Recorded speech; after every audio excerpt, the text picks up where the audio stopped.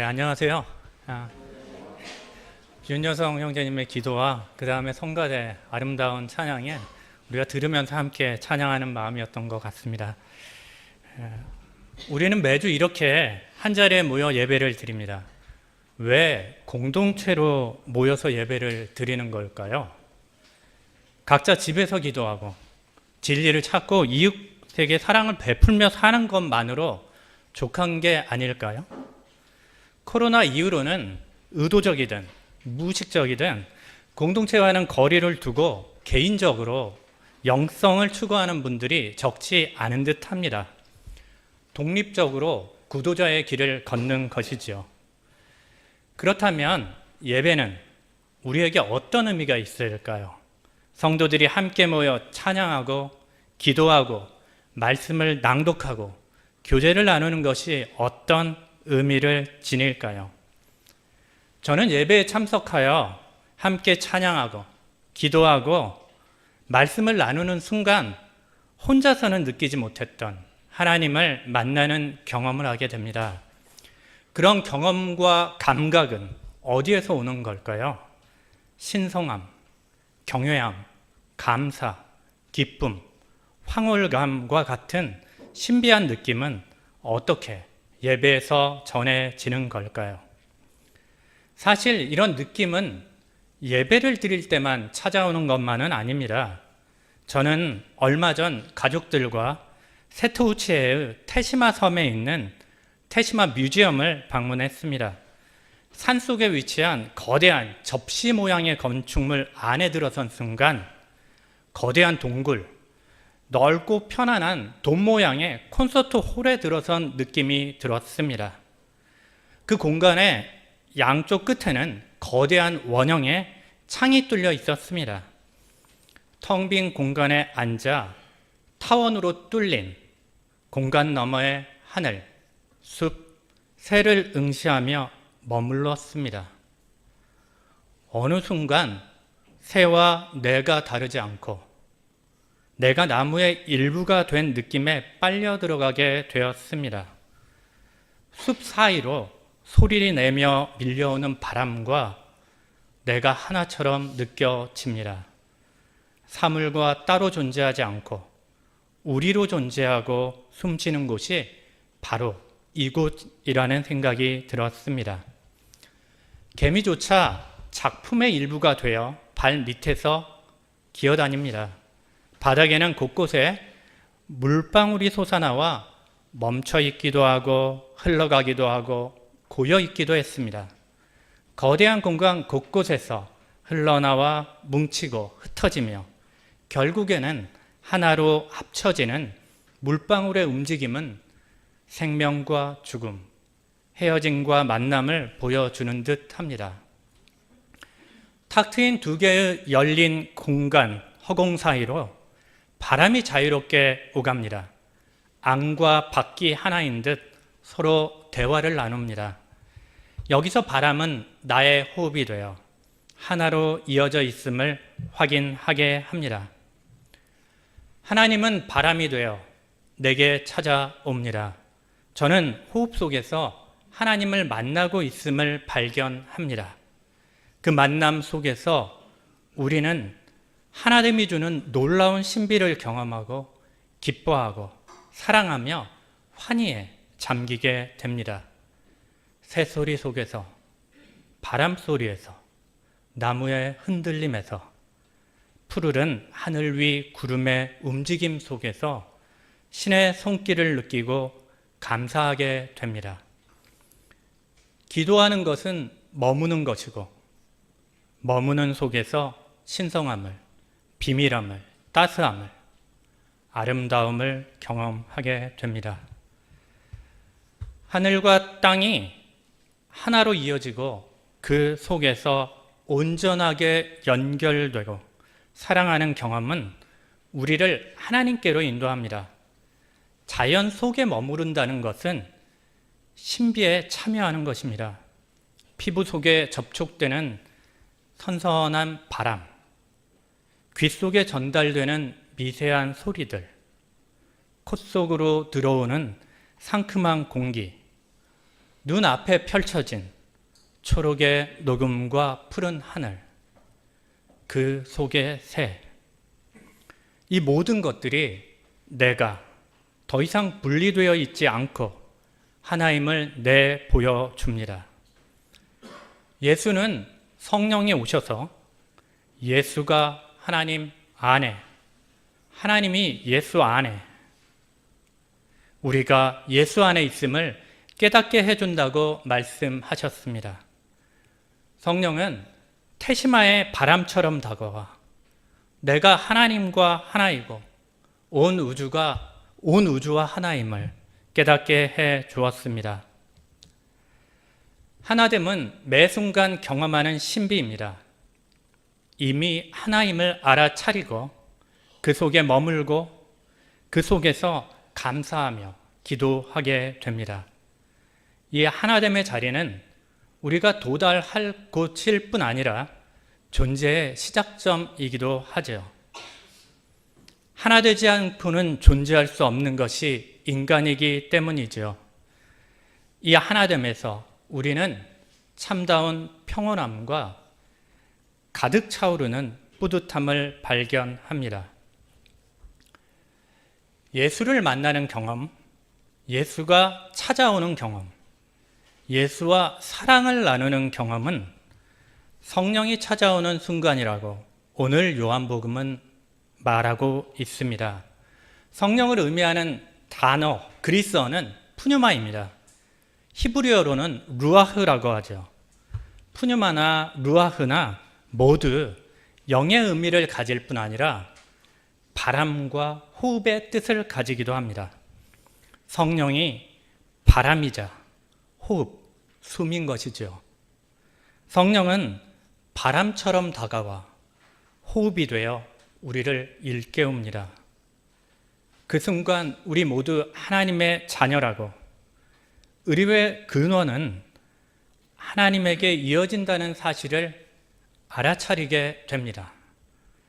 바람처럼 다가온 성령은 우리를 다시 태어나게 합니다. 이것이 예수가 요한복음 3장에서 니고데모에게 성령으로 거듭나야 한다는 의미일 듯합니다. 그 순간 우리는 하나님의 자녀가 됩니다. 그런 존재는 포도나무에 연결된 가지처럼 포도 열매를 맺게 되죠. 열매를 맺는 삶은 하나님과 예수와 성령과 이어진 삶입니다. 하나로 연결된 존재임을 깨닫게 될 때 우리는 복받은 존재, 은혜를 입은 존재, 기적으로 태어난 존재임을 알게 됩니다. 138억 년의 우주 역사 속에서 이 땅에 태어난 기적을 경험하는 존재 말입니다. 온 우주에서 이 작은 은하에, 그 속에 태양계, 그 속에 지구에 태어난 우리는 그 존재만으로 기적입니다. 이 거대한 우주가 이 작은 존재에 이어져 있고 그 속에서 기적을 경험하는 것이 우리의 일상인 것 같습니다. 창세기 2장 7절은 인간을 이렇게 묘사합니다. 하나님이 흙으로 사람을 만들고 그 코에 생명의 기운을 불어 넣으니 사람이 생명체가 되었다라고 말입니다. 흙으로 만들어진 물리적인 형체에는 생명이 없죠. 하지만 생기가 들어가자, 하나님의 호흡이 들어가자 살아 움직이게 됩니다. 하나님의 호흡, 하나님의 숨, 하나님의 영이 들어가자 하나님의 형상을 가진 사람이 만들어졌다고 말합니다. 우리 존재 안에 하나님의 영이 함께한다는 말입니다. 이와 비슷한 이야기가 요한복음 3장의 예수와 니고데모의 대화에서도 이어집니다. 니고데모는 야심한 밤에 예수를 찾아와 어떻게 해야 하나님 나라에 들어가냐고 묻습니다. 예수는 사람이 다시 태어나야 하나님 나라를 볼 수 있다고 말하죠. 다시 태어나야 한다는 말을 듣고 니고데모는 당황합니다. 이미 태어난 사람이 다시 엄마 뱃속에 들어가야 하냐고 반문합니다. 그때 예수는 물과 성령으로 다시 태어나야 한다고 말합니다. 그러면서 성령에 대해 말합니다. 성령은 바람과 같습니다. 눈으로 보이지 않아도 느낄 수 있습니다. 성령은 바람처럼 다가와 호흡이 되어 인간 존재에 들어옵니다. 마치 창세기에서 인간이 숨을 받아 생명체가 되었듯이 말입니다. 예수는 말합니다. 성령이 바람처럼 우리 존재에 들어와야 새로운 삶이 가능하다고 말입니다. 요한복음 20장에서 부활한 예수가 제자들을 찾아오는 장면을 봅니다. 여기서 예수는 평화가 있기를 바란다는 인사를 하죠. 그리고 제자들에게 숨을 불어 넣으시고 성령을 받으라고 말하죠. 니고데모에게 말했듯이 성령이 호흡이 되어 제자들에게 임하는 장면입니다. 요한복음 3장에서 언급된 다시 태어난 사건, 중생의 사건, 거듭남의 사건이 제자들에게 일어난 듯 합니다. 창세기에서 요한복음에 이르기까지 우리는 하나님이 호흡, 바람, 성령이 되어 인간과 이어지는 장면을 살펴봤습니다.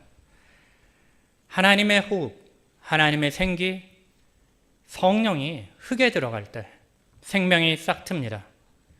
이미 살아있는 인간이 참다운 삶의 자리로 넘어가기 위해서는 바람처럼 호흡처럼 찾아오는 성령의 임재를 경험해야 한다고 말합니다. 그래서 부활한 예수는 제자들을 처음 만난 순간 호흡을 내쉬며 성령을 받으라고 말하는 것입니다. 성령을 받은 제자들에게는 어떤 일이 일어났을까요? 구체적인 사건은 사도행전에 잘 묘사되어 있습니다. 우리는 성령의 임재가 가져오는 기적이 무엇인지에 관해 요한복음 14장에서 잘 볼 수 있습니다. 예수는 성령이 진리의 영이라고 말합니다. 그 영은 우리와 함께 할 뿐 아니라 우리 안에 있습니다. 성령이 함께 할 때 예수가 아버지 안에 있고 우리가 예수 안에 있고 예수가 우리 안에 있음을 경험하게 된다고 말합니다. 성령은 우리를 이런 하나됨, 연합과 연결의 자리로 이끕니다. 그 하나됨의 이야기가 오늘의 주제인 포도나무의 비유입니다. 이제 오늘의 설교 제목인 바람 부는 포도나무 아래서로 왔습니다. 예수는 요한복음 14장에서 성령에 관해 말씀하신 뒤에 제자들과 함께 발을 옮겨 선선한 바람이 부는 포도밭으로 갑니다. 이제 포도나무 아래서 말을 꺼내죠. 아버지 하나님은 농부이고 예수는 포도나무이며 우리는 가지라고요. 그러면서 가지가 포도나무에 붙어 있어야 열매를 맺듯이 우리가 예수 안에 머물러 있어야 함을 말합니다. 우리가 예수 안에, 예수가 우리 안에 머물러야 열매가 맺히는 것입니다. 이 생명의 관계, 연합과 하나됨의 관계에서 단절되면 쓸모없는 가지처럼 버림받게 됩니다. 말라버리게 되는 거죠. 결국에는 땔감이 되어 불에 던져지게 된다고 말합니다. 반면 성령으로 하나님과 하나 되면 열매가 따라옵니다. 사랑, 정의, 친절, 기쁨, 감사와 같은 열매가 맺히는 것이죠. 하나님과 하나 되는 참다운 경험을 할 때 인간의 존재는 변합니다. 그 변화는 개인뿐만 아니라 공동체의 변화로 이어질 수 있겠죠. 예배는 이렇게 우리가 예수 안에, 예수가 우리 안에, 우리가 하나님 안에 있음을 경험하고 확인하는 신비한 순간입니다. 우리가 온전한 전체의 부분임을 확인하는 순간입니다. 나라는 작은 세계를 벗어나는 타라적 경험입니다.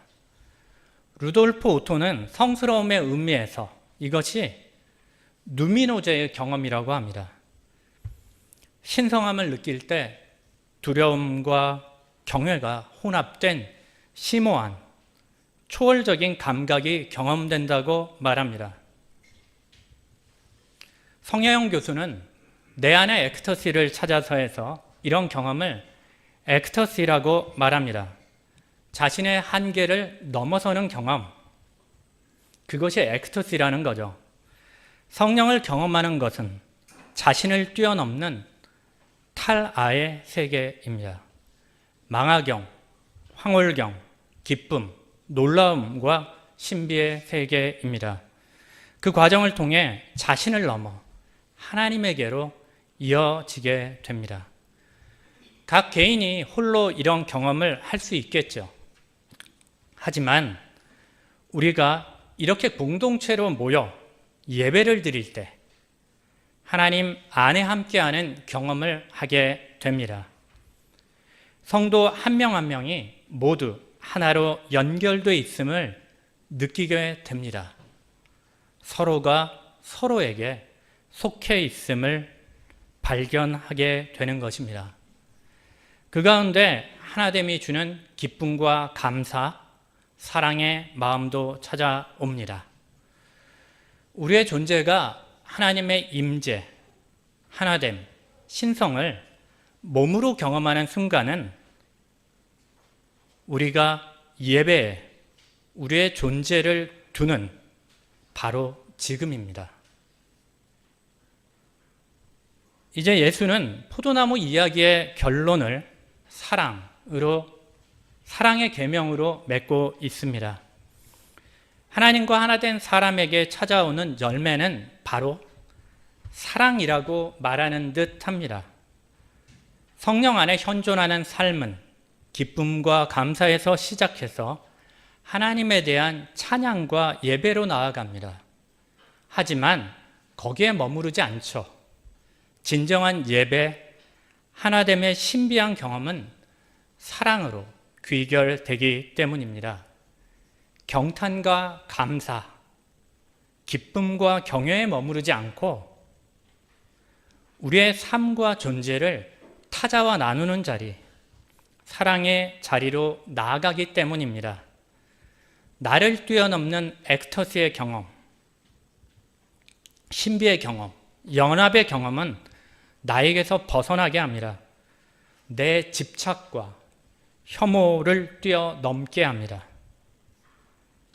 타자를 배제하려고, 나를 방어하려고 견고하게 세워둔 나만의 울타리를 허물어뜨립니다. 우리는 고통받는 이들에게 온전히 공감하고 버림받은 이들을 온몸으로 환대했던 예수를 기억합니다. 예수는 성령과 하나 된 삶이 무엇인지 자신의 삶으로 우리에게 보여주었습니다.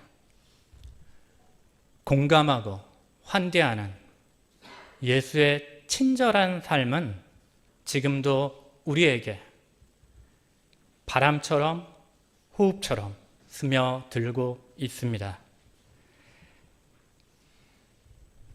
성령이 바람과 호흡이 되어 내 안에, 우리 안에 임재하시도록 모두 묵상으로 기도하시겠습니다.